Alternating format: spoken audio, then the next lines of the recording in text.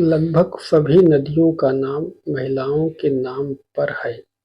हम उन नदियों को अपनी माता भी मानते हैं।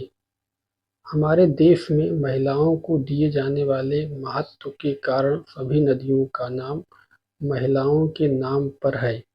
लेकिन हमारे देश में बहने वाली एक नदी का नाम किसी पुरुष के नाम पर रखा गया है। आइए हम जानते हैं वह कौन सी नदी है जिसका नाम किसी पुरुष के नाम पर रखा गया है। गंगा, यमुना, नर्मदा, गोदावरी जैसी नदियों का नाम महिलाओं के सम्मान में रखा गया है, इसलिए इन नदियों को माता भी कहा जाता है। उदाहरण के लिए गंगा को हम लोग गंगा माँ कहते हैं। हिंदू धर्म में इन नदियों के प्रति बहुत आस्था है। नदियों को भगवान के बराबर माना जाता है और यह भी कहा जाता है कि नदियों में स्नान करने से पाप धुल जाते हैं।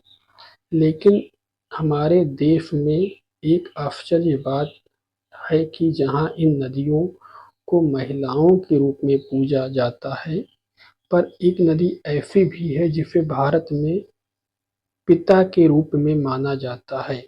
वह कोई और नदी नहीं बल्कि ब्रह्मपुत्र नदी है।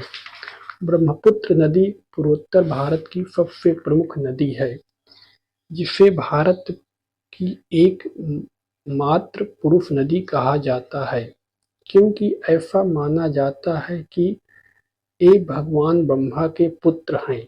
जहाँ अन्य नदियों को स्त्री के रूप में पूजा जाता है, वहीं ब्रह्मपुत्र नदी को एक पुरुष का दर्जा दिया गया है। ब्रह्मपुत्र नदी की विशेष पूजा असम और अरुणाचल प्रदेश में की जाती है। ब्रह्मपुत्र नदी की लंबाई 2900 किलोमीटर है। इसका उद्गम तिब्बत में मानसरोवर झील के पास एक ग्लेशियर से होता है। इसकी सहायक नदियाँ मानस, संकोश, तिस्ता, दिबांग, लोहित, धनसिरी, सुबनसिरी जैसी नदियाँ हैं।